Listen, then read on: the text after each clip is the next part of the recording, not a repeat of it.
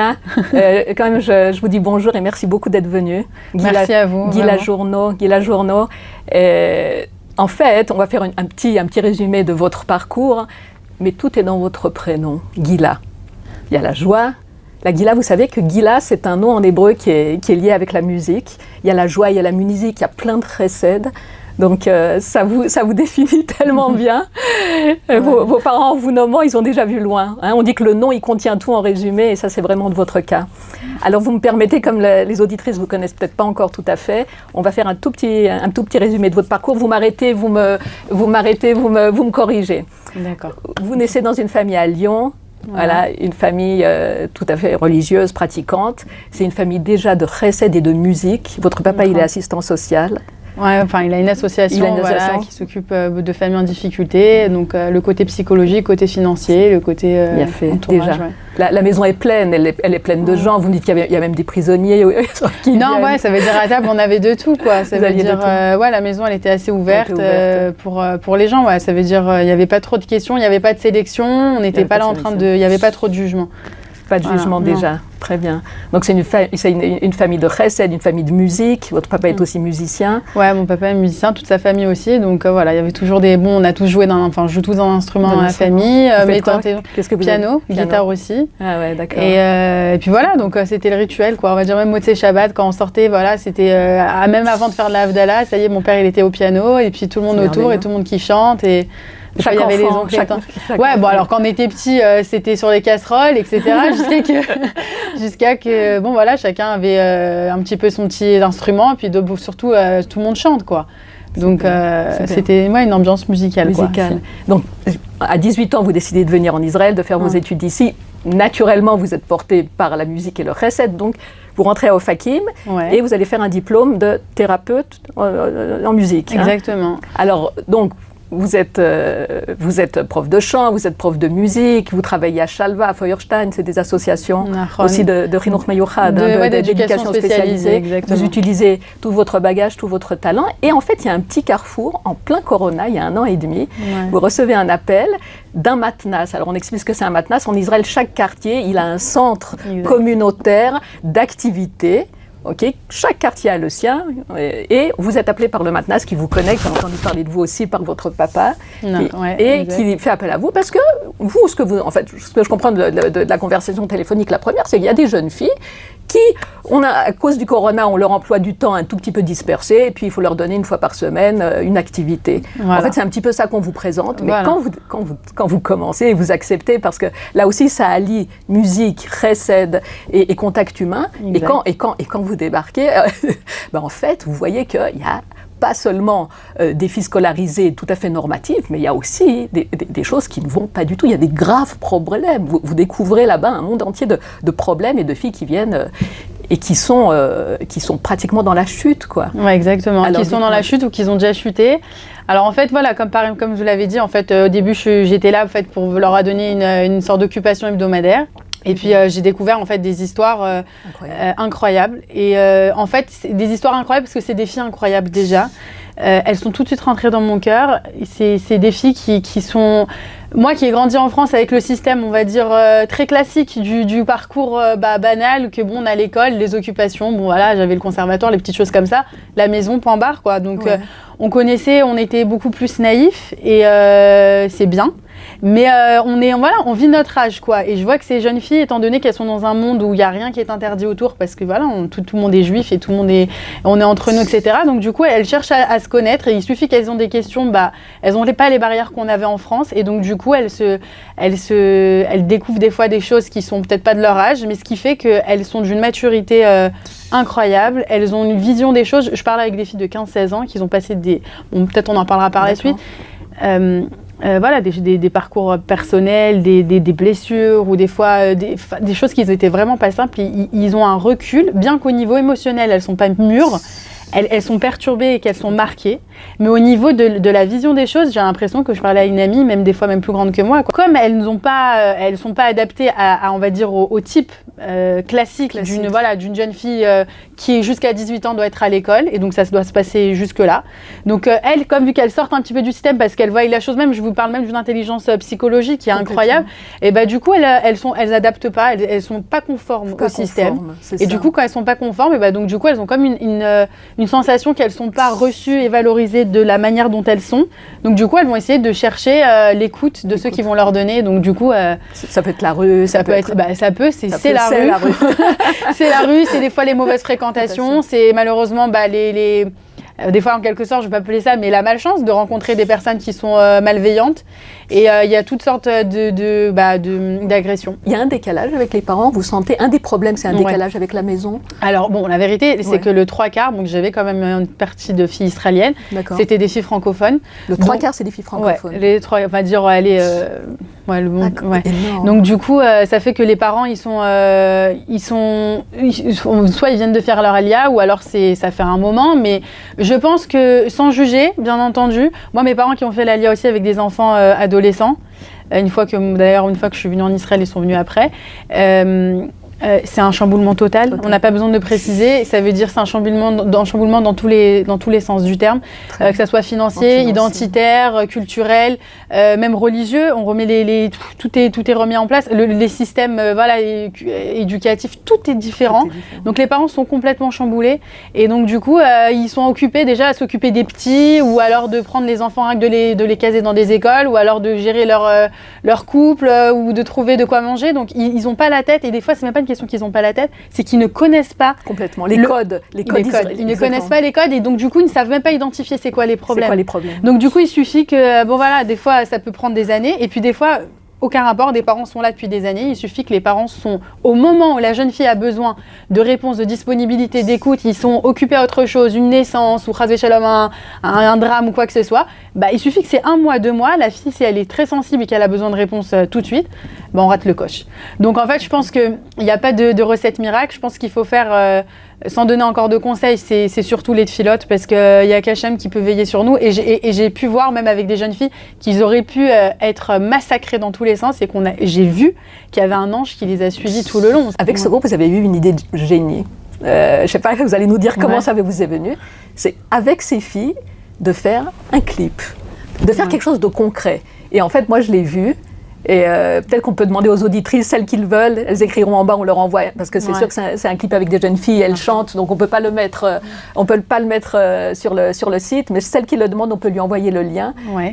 À mes yeux, c'est un petit chef-d'œuvre, dans la forme et dans le fond. La musique, c'est vous qui l'avez composée, c'est vraiment génial, c'est une musique, c'est un tube et c'est quelque chose de grande qualité. Les paroles, vous les avez faites avec les filles, c'est-à-dire vous avez vraiment fait avec elles une petite œuvre d'art.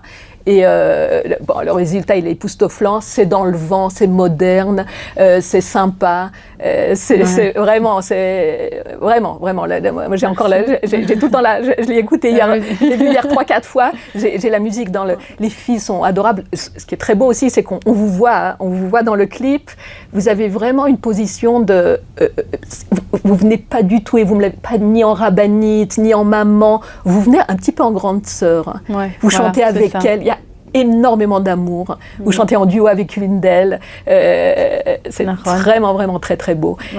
Donc, premièrement, comment vous avez l'idée de se faire ce clip qui les réunit toutes et qui leur fait faire ça? En fait, un peu dans ma nature, j'aime bien les choses, j'adore la créativité, l'innovation. Et puis j'aime les choses aussi qui aboutissent à quelque chose. C'est-à-dire que, bien que je suis musicothérapeute et que parce que je travaille donc avec l'éducation, ministère de l'Éducation, donc mes collègues, je vois que du moment quand ils sont dans le domaine de la psychologie, de la psychothérapie, il y a un côté un peu lourd qui fait que chaque chose c'est une pensée profonde, chaque chose c'est peser le pour, le contre, rentrer dans le profond, etc. Et j'y crois vu que c'est ce que j'ai appris, mais moi je pense que il y a une sorte de il y a une sorte de, enfin quelque chose qui me va pas par rapport à ma personnalité, qui fait que quand on pense quelque chose ou qu'on a envie d'un changement ou qu'on a envie d'aider quelqu'un, alors bien sûr qu'il y a les théories, bien sûr que la réflexion, tout ça, elle est très importante, mais tant qu'on met pas à la pratique, et ben on marque pas le temps, et à ce moment-là, on place pas comme on va dire, qu'on met des drapeaux en fait à titre d'avancée pour pouvoir concrétiser en fait le changement.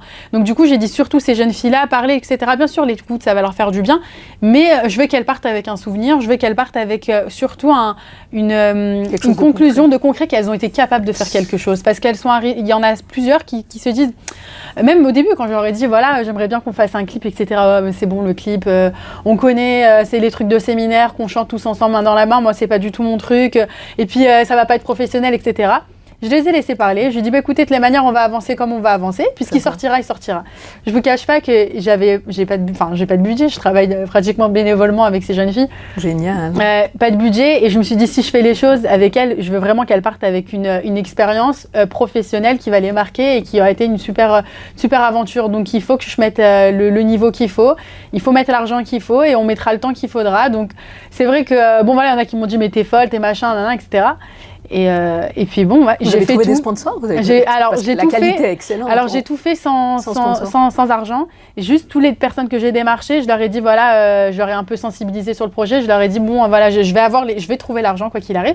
Juste il faut que tu me donnes un délai histoire de le trouver. Je peux pas te payer directement quand il y aura. D'abord on a fait découverte de talents dans le groupe, qui sait faire quoi. Wow. Donc voilà, donc les filles qui savent chanter, danser, écrire, dessiner, réfléchir, celles qui savent gérer, organiser. Donc chacun son petit rôle. Et je voulais que vraiment, en fait, comme une famille, chacun ait son rôle et qu'il n'y en a pas un plus important.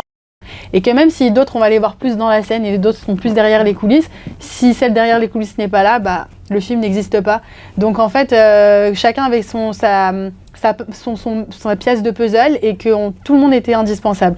Donc au début, c'est dur d'amorcer. Donc du coup, écrire une chanson, la composer, même moi qui travaille depuis longtemps dans la chanson et qui écrit beaucoup de chansons, il faut de l'inspiration, il faut du temps, il faut que ça plaise, il faut que ça accroche, il faut que ça va avec le thème qu'on veut parler. Complètement. Donc j'ai vu que c'était un peu difficile avec elle de se poser parce que parfois les instruments de musique, etc. Donc du coup, je l'ai fait toute seule au niveau de la composition. Mais chaque chose que je faisais, en fait, que ce soit l'intro, etc., je leur envoyais, je leur montrais, je leur disais tu préfères qu'on rajoute une guitare ici, un saxo par là, est-ce que tu verrais quelque chose de plus sympathique ici? Même elles m'ont dit regarde, mets un petit passage de rap, je pense que ça peut grave rajouter. Donc en fait, la construction elle a été ensemble, la composition elle a été personnelle, le montage de musique c'est aussi pas facile, mais puis après les paroles, une fois qu'on avait la mélodie, on avait le message, et ben on a avancé dans la construction des paroles. Après voilà, chacun a pris son rôle dans le film et ça a fait un super résultat. Et même elles ont été super surprises du résultat. Ouais.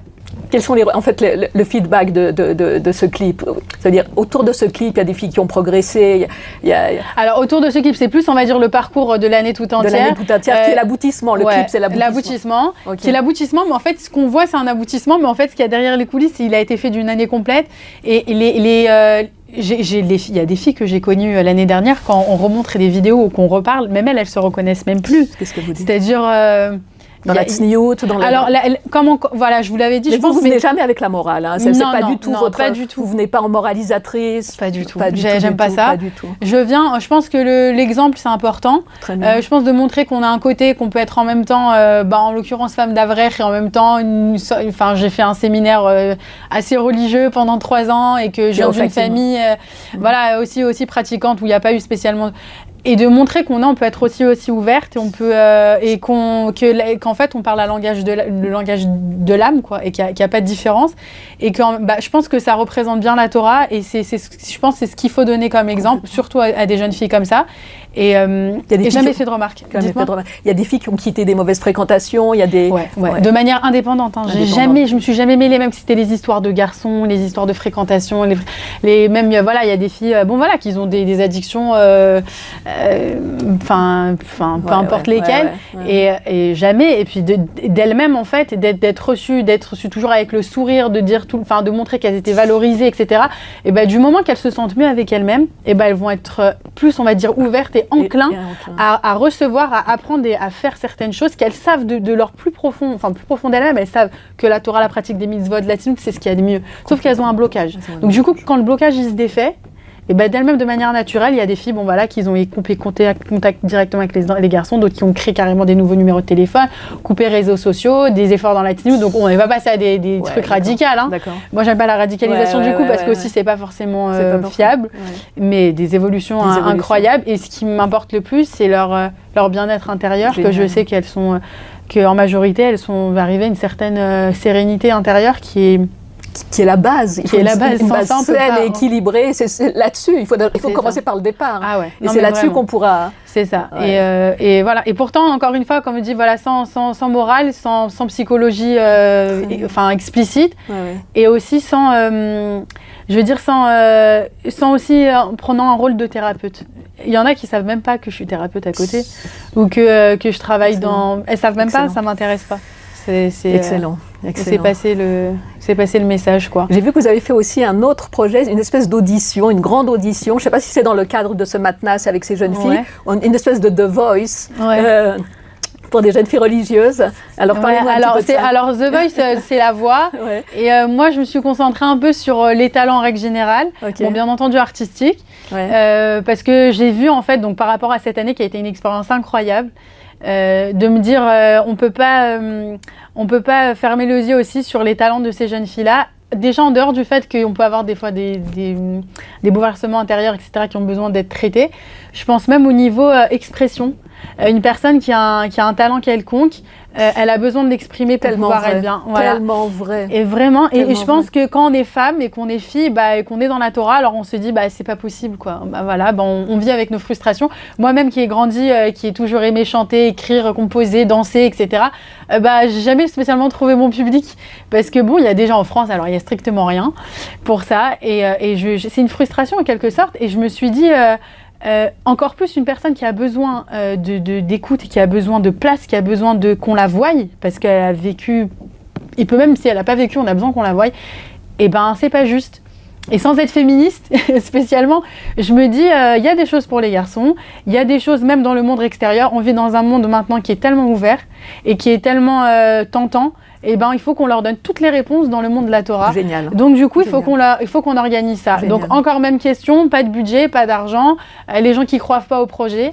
Et puis du coup, j'ai dit, avec ce que j'ai vu, j'ai dit, mais non, pas possible. Et j'ai rencontré plein de filles qui savaient même faire de la beatbox, et qui savent chanter et jouer de l'instrument avec la bouche. Celles qui savent faire rire, c'est incroyable comment c'est important. C'est vraiment un talent. Et j'ai dit, mais il faut qu'on leur donne de la scène. Donc du coup, j'ai organisé un jour un grand casting. Alors, encore une fois, je voulais que la rama professionnelle soit très haute. Le niveau. Ouais. Donc, même au niveau de la présélection, je prenais pas n'importe qui. Celui qui venait, il était la bienvenue. Je voulais vraiment que les filles, elles voient que non, il y a vraiment des talents. Pas qu'elles sortent avec un côté, c'est bas de gamme. Et c'était incroyable parce que toutes les jeunes filles qui se sont présentées, je voyais qu'elles avaient toute une histoire sans vraiment les connaître spéciale, un message incroyable. Et après, en faisant un peu le service après-vente de ces jeunes filles pour leur dire que vous étiez incroyables, c'était super. Et on va continuer à faire un travail ensemble. Et bien, il y en a certaines qui se sont livrées. Et puis, chacune avait aussi son histoire. Et je me suis dit, c'est ça qu'il faut qu'on développe. Et c'est un projet, ça, que vous avez, un grand centre de musique. Voilà, et c'est marrant parce que... Peut-être qu'il y a une donatrice qui va s'allumer, j'aimerais bien. Sous le patronage de Torah Box, un grand centre artistique pour ces jeunes filles. C'est ça. C'est ça. Alors du coup, les garçons, ça existe déjà, plusieurs choses. Là, je me concentrerai plus pour les filles, mais ouais, c'est comme un rêve qui s'est un peu concrétisé déjà dans les démarches. Ça fait plus de 4-5 mois que je suis sur un projet de créer en quelque sorte en fait un centre artistique mais de production en fait, qui n'est pas simplement pour que les filles se dévoilent, mais qu'elles se développent et qu'on puisse les produire. Et qu'on puisse leur permettre d'avoir une scène, mais avec un regard qui n'est pas juste de marketing ou de business ou de show, mais qui a un côté de valorisation interne, et pour toutes celles qui auraient besoin dans le parcours de leur on va dire publication personnelle, de les suivre et de leur donner aussi ce côté thérapeutique qu'elles auraient besoin, et que en fait ce centre-là soit entièrement en fait à part moi qui vais un petit peu superviser bien entendu, géré et organisé et aussi supervisé aussi par les jeunes filles. J'aimerais bien qu'en fait que tout le côté, on va dire aussi logistique, technique, tout ce qui est derrière les coulisses, ça soit chacune ait son taf qui l'a, et que ça soit une production de jeunes, organisée par les jeunes, et qui fait que ça leur donnerait... ça développerait tout le monde en fait, que tout le monde a sa place et ça éviterait en fait d'arriver à des certaines conséquences. Que moi je pense que quand une personne elle est vue, quand une personne elle a un sens d'appartenance, quand une personne elle est écoutée, qu'elle a sa place, elle a pas besoin de chercher ailleurs, et en plus de ça si elle s'exprime, alors on a tout gagné. Et je pense que sans le savoir on crée vraiment des vrais Bnot Israël et solides de l'intérieur et de l'extérieur pour pouvoir être une mère de famille ou une femme on va dire équilibrée et dans la Torah, bien entendu. Je pense que ce que vous faites, vous utilisez, je l'utilise aussi des fois ici à Torah Box, vous utilisez les moyens du Yetzer pour lui faire une prise de judo. Vous pouvez pas, on peut pas, dans la période dans laquelle on vit, on peut pas rester figé en arrière. On est obligé d'être de son temps. Vous êtes complètement moderne, tout en restant complètement fidèle à Torah Israël et aux valeurs de Torah. C'est exactement ça. Et vous utilisez votre temps pour faire un Kiddush Hashem génial, et pour ces Bnot Israël Yekarot, Vetovot, qui sont un petit peu sortis du chemin. Vraiment, c'est une bénédiction. Je vous souhaite vraiment de réussir, de continuer, pleine d'inspiration, de bonne santé, et vraiment de développer votre centre, d'en faire un truc génial, où chacune, elle va exprimer sa particularité. Je pense que c'est génial, c'est ça aussi que vous leur donnez, confiance en elles, et aussi la possibilité d'exprimer leur particularité. C'est tellement important. Et vous m'avez dit aussi que ce qui est important pour ces filles, c'est que quelqu'un ait confiance en elles, qu'elles croient en elles. Et je pense que ça je pense, c'est un message qu'il faut qu'il soit un peu universel, comme dans tout. Avec toutes les relations, avec qui, que ce soit avec les petits, avec les grands, avec ses employés, etc., peu importe avec qui. La confiance, c'est par l'expérience que j'ai pu avoir, même si elle est encore petite, c'est la base. C'est la base, parce qu'on ne la trahit pas aussi.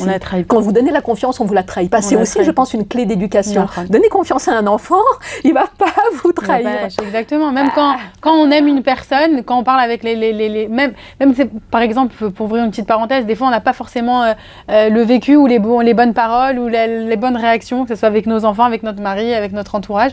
Mais si la personne en face, elle sait que quand on parle, c'est du cœur, ça vient d'une vérité, et c'est juste parce qu'on aime, et le langage il passe quand même. Moi je suis contre toutes les formes, je suis contre toutes les choses qui sont de manière officielle, etc. Et je pense que du moment qu'on parle avec le cœur, parce que je t'aime et parce que je te fais confiance, même si tu tombes, même si tu n'y arrives pas, même si c'est dur pour toi, même si des fois, même moi j'ai pas les bonnes paroles, le cœur parle au cœur. Quand ça sort du cœur, ça rentre dans le cœur.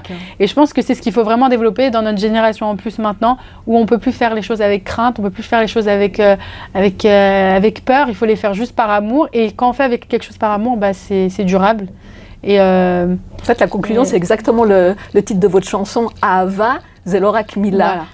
L'amour, c'est pas qu'un mot. Gila, merci beaucoup. Continuez, beaucoup de korot, beaucoup de santé, beaucoup d'atzlacha. Réussissez. Amen. Merci beaucoup pour vous aussi. Merci d'être venu. Merci aussi de m'avoir donné la possibilité d'en parler. C'est un plaisir. Merci beaucoup.